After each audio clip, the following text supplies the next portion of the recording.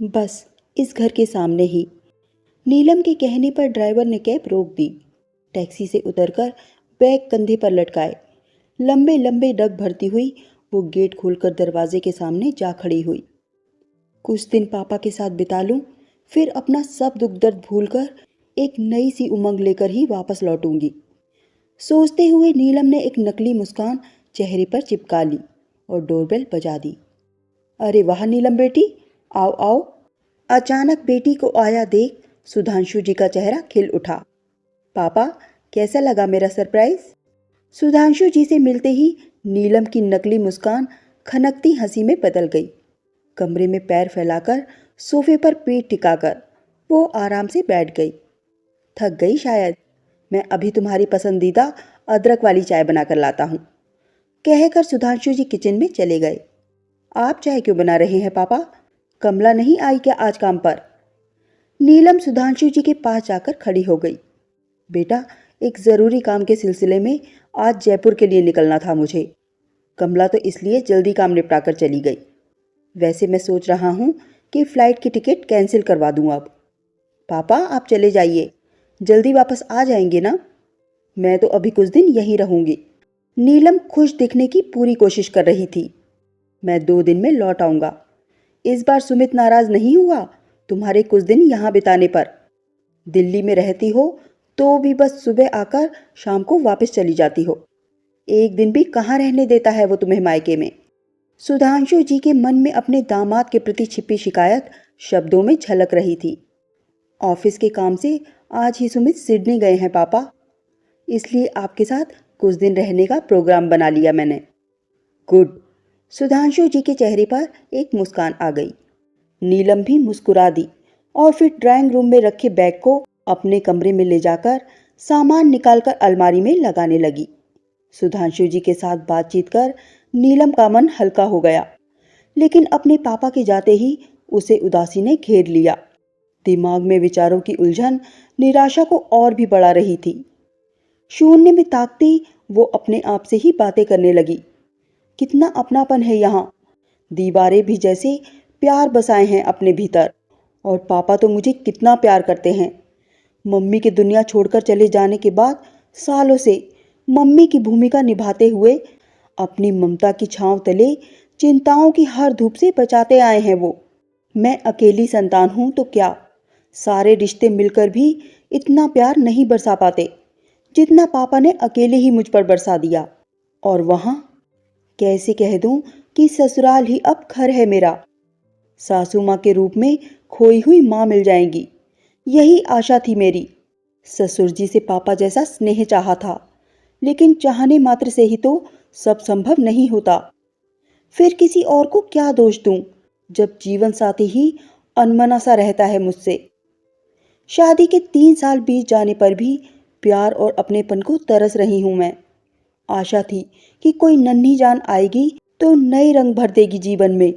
क्या मैं कम दुखी हूँ मां न बन पाने पर सभी लोग मुझे कोई अपराधी सा साबित करने पर लगे हैं। नीलम एक बार फिर से सब याद कर खिन्न हो उठी। शादी होते ही उसे नौकरी से इस्तीफा देना पड़ा था। सारा दिन अकेले घर के काम में पिसती हुई वो 2 प्यार के मीठे बोल सुनने को तरस जाती थी। पति सुमित अपनी ही दुनिया में खोया रहता। रात में कुछ हसीन लम्हों की चाह में वो सुमित के करीब जाती तो उसका रवैया ऐसा होता जैसे कोई एहसान कर रहा हो उस पर। नीलम को किसी नन्ही आहट का इंतजार करते हुए 3 साल बीत गए, लेकिन उसकी गोद सूनी ही थी। सुमित का मनुहार कर एक दिन उसे साथ लेकर वो क्लिनिक चली गई। वहां डॉक्टर ने नीलम और सुमित दोनों के लिए कुछ टेस्ट लिख दिए। उस रात सुमित उन दोनों के टेस्ट की ऑनलाइन आई रिपोर्ट्स देख रहा था और नीलम बिस्तर पर लेटे हुए ये जानने के लिए सुमित का बेचैनी से इंतजार कर रही थी कि रिपोर्ट्स में क्या आया है। लैपटॉप शट डाउन कर लटका हुआ चेहरा लिए वो आकर बोला, रिपोर्ट्स देख ली हैं मैंने। कहा था ना तुम्हें पहले ही, पर तुम ही जिद पकड़े बैठी थी कि टेस्ट करवाना है। अब साफ हो चुका है कि तुम्हारे सिस्टम में कुछ कमी है, इसलिए तुम कभी मां नहीं बन पाओगी। ये सुनते ही नीलम की रुलाई फूट पड़ी थी। अपने को संयत कर हिम्मत जुटाकर बोली, आप कल प्रिंट निकलवा लेना रिपोर्ट का। ऐसी समस्याओं से कई औरतें दो चार होती हैं, इलाज तो होता ही होगा कोई ना कोई। हम कल ही डॉक्टर के पास चलेंगे। कोई ज़रूरत नहीं है तुम्हें अब अपनी इस कमी का तमाशा बनवाने की। कोई पूछेगा तो कह देंगे कि अभी नहीं चाहते हम अपना परिवार बढ़ाना। आज के बाद इस बारे में कोई बात नहीं होगी। किसी तानाशाह की तरह आदेश देकर सुमित मुंह फेर कर लेट गया। अपमानित हो नीलम बस आंसू बहाकर रह गई। सुमित ने अगले ही दिन अपनी मां को रिपोर्ट्स के बारे में बताया। बस फिर क्या था, आते जाते ताने कसने शुरू कर दिए उन्होंने। ससुर जी सुमित को बार बार याद दिलाना नहीं भूलते थे कि उनके रिश्ते के एक भाई ने अपनी बहू के मां न बन पाने की हालत में अपने इकलौते बेटे को तलाक दिलवाकर उसकी दूसरी शादी करवा दी थी। उपेक्षा और प्रताड़ना के अंधेरे से घिरी एक तंग सी गली में खुद को पाकर नीलम बिल्कुल अकेली हो गई थी। सुमित अक्सर उसे टपटता रहता कि मुंह फुलाकर क्यों रहती हो हमेशा, कम से कम मेरे सामने तो मनहूस सा चेहरा लिए न आया करो। पिछले दिन के अपमान का दंश भी अब तक दर्द दे रहा था नीलम को। मेरठ से सुमित की बुआ जी मिलने आई थी। नीलम ने हमेशा की तरह उनके पैर छूकर उनका आदर व्यक्त किया। उन्होंने अपने चिर परिचित अंदाज में नीलम को गोद भर जाने का आशीर्वाद दिया तो पास खड़ी नीलम की सासू मां तपाक से बोल उठी, सपने देखने बंद कर दो जीजी अब, ये सुख हमारे हिस्से में कहाँ। बस अब तो हमारा आंगन बच्चे की किलकारियों के लिए सदा तरसता ही रहेगा। ये सुन बुआ जी आंखें फाड़ मुंह बिचकाते हुए बोली, अरे अरे ये क्या कह रही हो। नीलम की सूरत देखकर तो नहीं लगता कि इसे कोई अफसोस है अपने इस अधूरेपन पर। औरत का सारा बनाव सिंगार बेकार है अगर एक संतान भी न दे सके परिवार को। क्या करें अब, ये बांझ ही लिखी थी हमारे लड़के के हिस्से में। जी जलता रहेगा अब तो हमेशा हमारा यूं ही।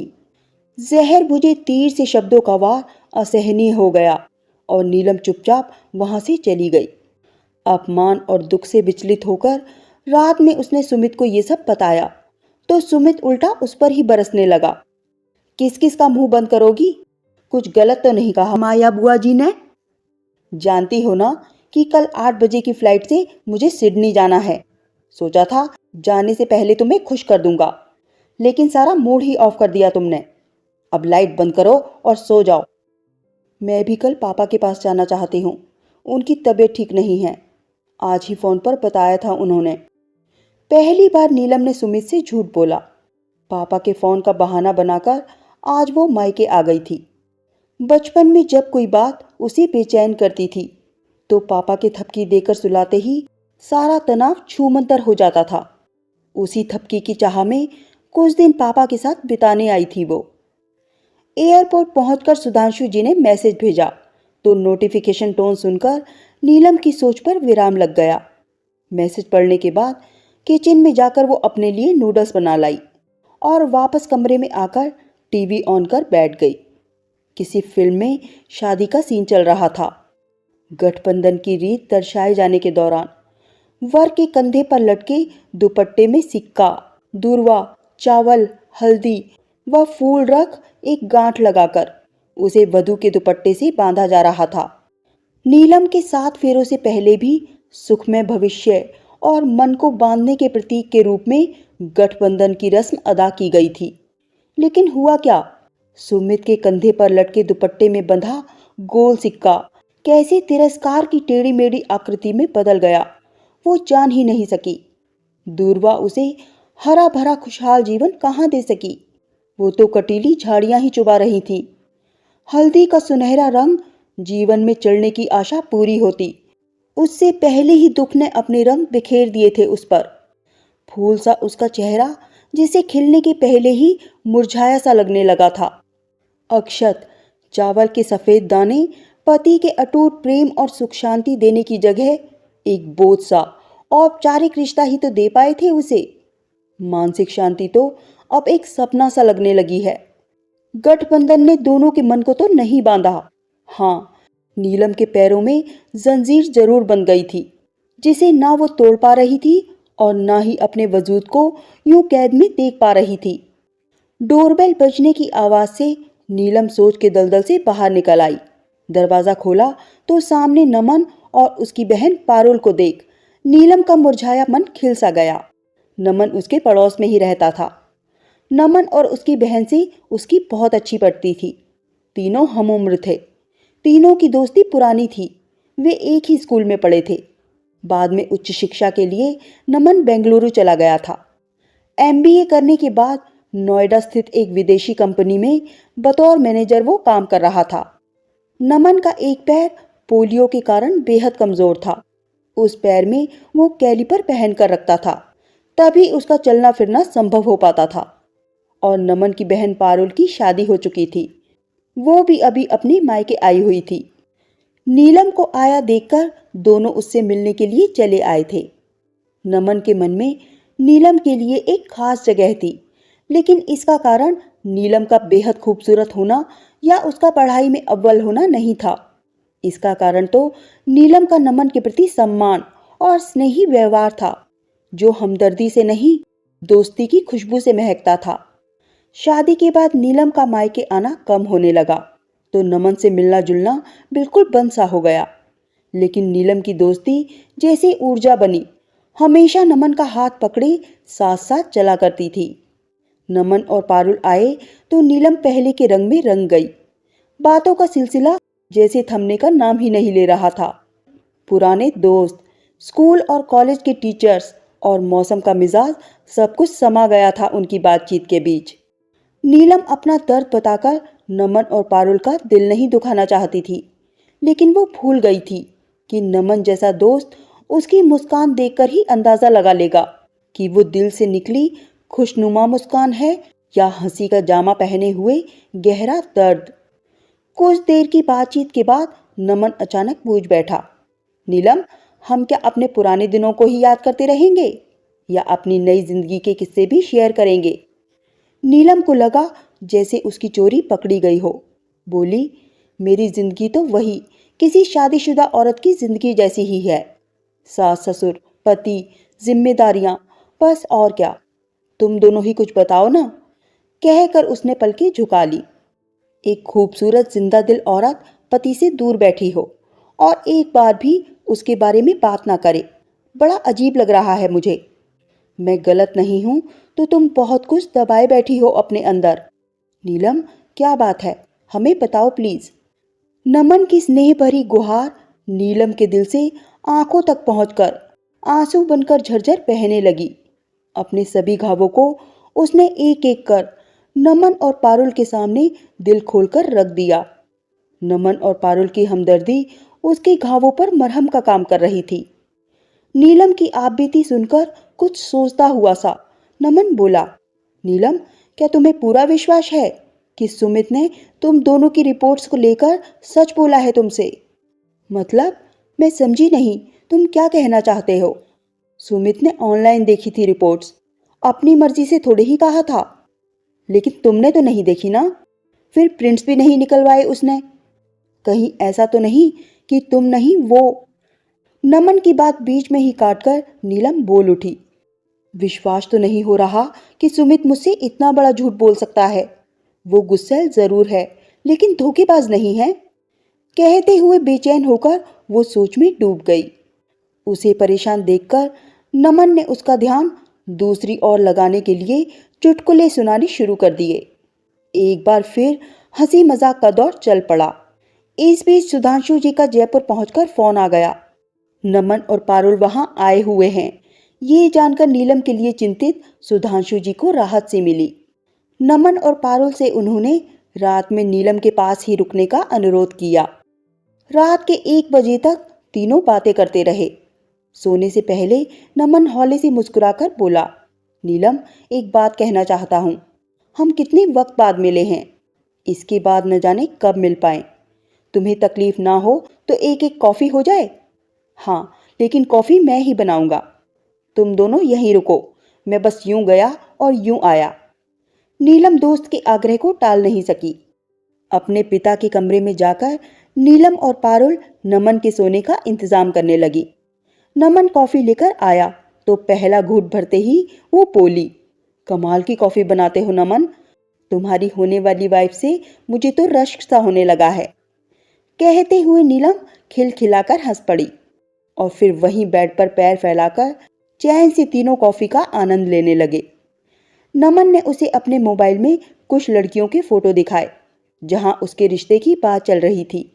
नीलम से उसकी पसंद की लड़की चुनने को कहकर वो वॉशरूम चला गया।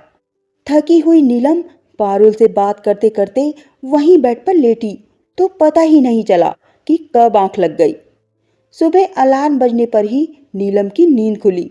हड़बड़ाकर बिस्तर से उठी तो पारुल उसके पास सो रही थी। वो कमरे से बाहर निकली।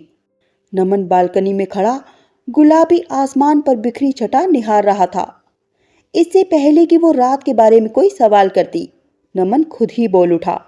रात को जब मैं चेंज कर अंकल के कमरे में वापस आया तो तुम और पारुल गहरी नींद में सो चुकी थी। तुम दोनों को जगाना मैंने ठीक नहीं समझा और मैं तुम्हारे कमरे में जाकर सो गया। चाय पीकर पारुल और नमन वापस चले गए। जब तक सुधांशु जी लौटे नहीं, नमन और पारुल रोज नीलम से मिलने आते रहे। सुधांशु जी लौटे तो नीलम जैसी नन्ही सी बच्ची बन गई। वो ये देखकर बहुत खुश थी कि इतने कम समय के लिए जयपुर जाने पर भी पापा ये नहीं भूले थे कि लाख की चूड़ियां नीलम को बहुत पसंद हैं। रंग बिरंगी चूड़ियों और कंगनों के साथ ही पापा गुलाबी और पीले रंग में रंगा गोटा पत्ती के काम वाला एक सुंदर सा लहंगा भी लाए थे। कितना खुश देखना चाहते थे वो नीलम को। चाह कर भी नीलम सुधांशु जी को अपना दुख नहीं बता पाई। वो जानती थी कि उसके मां न बन पाने पर ससुराल वालों का उसे दोष देना पापा को बहुत तकलीफ पहुंचाएगा। अपना दर्द अंदर ही दबाकर पापा के स्नेह को पल पल महसूस करती हुई नीलम के 10 दिन बातें करते और हंसते हंसाते कब बीत गए उसे पता ही नहीं चला। वापसी के दिन नाश्ता करने वो टेबल पर बैठी ही थी कि उसे उबकाई आने लगी। उबकाई के साथ ही चक्कर भी आ रहा था। सुधांशु जी उसे घर के पास ही डॉक्टर सुजाता के क्लिनिक पर ले गए। डॉक्टर सुजाता ने जांच कर दवा के साथ कुछ टेस्ट भी लिख दिए। टेस्ट के लिए सैंपल्स दे नीलम घर आकर दवा खा आराम करने लेट गई। दोपहर को नमन और पारुल नीलम से मिलने आए तो साथ में उसकी पसंद का ढोकला भी लाए। नीलम की पसंदीदा दुकान का ढोकला, उस पर पापा, पारुल और नमन का साथ। नीलम भूल ही गई कि वो बीमार है। चारों की बातों और ठहाकों से घर गूंज उठा। उसी दिन पारुल भी अपने ससुराल वापस चली गई। शाम होते होते नीलम की तबीयत बिल्कुल ठीक हो गई। सुधांशु जी चाहते थे कि वो अगले दिन तक रुक जाए, लेकिन नीलम ने जाना ही ठीक समझा क्योंकि सुमित सुबह ही सिडनी से अपने घर लौट चुका था। डॉक्टर सुजाता के क्लिनिक पर रिपोर्ट्स ऑनलाइन देखने की सुविधा नहीं थी और तबीयत में सुधार के कारण नीलम को रिपोर्ट लेना जरूरी भी नहीं लग रहा था, इसलिए उसने कैब बुक करवा दी। नमन और सुधांशु जी का मानना था कि रिपोर्ट एक बार जरूर देख लेनी चाहिए। नीलम को लौटने में देर ना हो जाए, इसलिए नमन ने कहा कि वो क्लिनिक से रिपोर्ट लेकर उसका फोटो खींचकर नीलम को व्हाट्सएप पर भेज देगा। कैब बुलाकर पापा और नमन से विदा ले वो टैक्सी में बैठकर चली गई। नीलम ससुराल पहुंचने ही वाली थी कि उसे नमन का भेजा हुआ रिपोर्ट का फोटो मिल गया। जब नीलम ने फोटो डाउनलोड करके देखा तो उसे अपनी आंखों पर विश्वास ही नहीं हुआ। रिपोर्ट्स बता रही थी कि वो प्रेग्नेंट है। नीलम का मन बल्लियों उछलने लगा। वो जल्दी ही सुमित से मिलकर उसे ये खुशखबरी सुनाना चाहती थी। उत्साह से भरी हुई नीलम दौड़ती हुई सुमित के पास जा पहुंची। सुमित से आंखें बंद करने को कहकर उसने पर्स से मोबाइल निकाला और रिपोर्ट का फोटो सुमित के सामने कर दिया। सुमित ने आंखें खोली तो नजरें मोबाइल स्क्रीन पर ठहर गईं। रिपोर्ट में प्रेगनेंसी पॉजिटिव देखते ही उसके चेहरे का रंग उड़ गया। माथे पर त्योरियां चढ़ाते हुए वो बोला, क्या मजाक है ये? मजाक नहीं, ये सच है सुमित। नीलम खुशी से चहक उठी। लेकिन ये कैसे हो सकता है? सुमित आशंका से घिरा था। हो गया बस, कैसे ये तो मुझे भी नहीं पता। अदा से कंधे उचकाती हुई नीलम सुमित से लिपट गई। नीलम को अपने से अलग कर सुमित बेहद गुस्से से लगभग चीख उठा। ऐसा नहीं हो सकता, कभी नहीं। हुआ तो हुआ कैसे? क्या हो गया है आपको? इस बार नीलम तुनक कर बोली। इतनी देर से आप ये क्या अनाप शनाप बोले जा रहे हो? मैंने तो सोचा था कि आप ये खुशखबरी सुनकर खुशी से झूम उठेंगे, लेकिन कैसी खुशखबरी, कैसी खुशी? सुन लो तुम आज कि मैं पिता नहीं बन सकता। उत्तेजना और गुस्से में सुमित के मुंह से सच निकल गया। ये सुनते ही नीलम सिर पकड़कर बैठ गई। उसे लग रहा था कि वो चक्कर खाकर गिर जाएगी। अपनी रोबीली आवाज में सुमित फिर चिल्लाया, क्या मैं जान सकता हूं कि ये बच्चा किसका है? शायद उस नमन का ही, जिसने तुम्हें ये रिपोर्ट भेजी है। नीलम ये सहन नहीं कर सकी, तैश में आकर बोली, अब समझी कि आपने मुझे हमारी टेस्ट की रिपोर्ट्स क्यों नहीं दिखाई थी, क्यों नहीं जाना चाहते थे डॉक्टर के पास। इतना बड़ा धोखा। बौखलाया सा सुमित कुछ बोलने की हालत में नहीं था। बेचैन होकर वो कमरे में इधर उधर चक्कर काटने लगा। असमंजस में पड़ी नीलम भी आंखों पर हाथ रखकर बेड पर लेट गई। कुछ देर बाद कमरे की चुप्पी नीलम का मोबाइल बजने से टूट गई। कॉल नमन का था। उखड़ी सी आवाज में हेलो बोलकर मोबाइल पर बात करते हुए वो कमरे से सटी बालकनी में जा खड़ी हुई। नमन बोला, सुमित का सिडनी टूर कैसा रहा? तुम्हारी तबीयत कैसी है अब? वैसे मैंने एक ज़रूरी बात बताने के लिए फ़ोन किया है।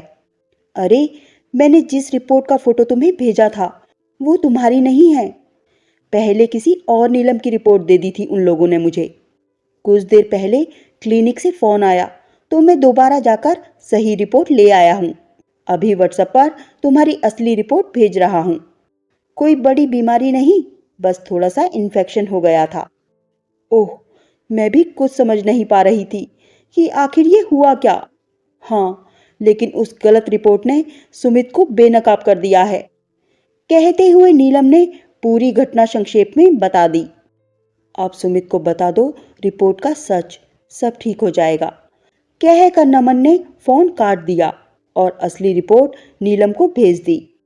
फोन पर नीलम की हताशा में डूबी आवाज सुनने के बाद नमन चिंतित था, लेकिन उसे इस बात का सुकून भी था कि सुमित को लेकर उसका अनुमान सही निकला और एक छोटी सी युक्ति लगाकर वो सुमित के झूठ से पर्दा उठाने में सफल भी हो गया। हुआ यूं कि शाम को जब नमन नीलम की रिपोर्ट लेने पहुंचा तो जो रिपोर्ट उसे मिली उस पर प्रेगनेंसी पॉजिटिव देखकर वो चौंक गया।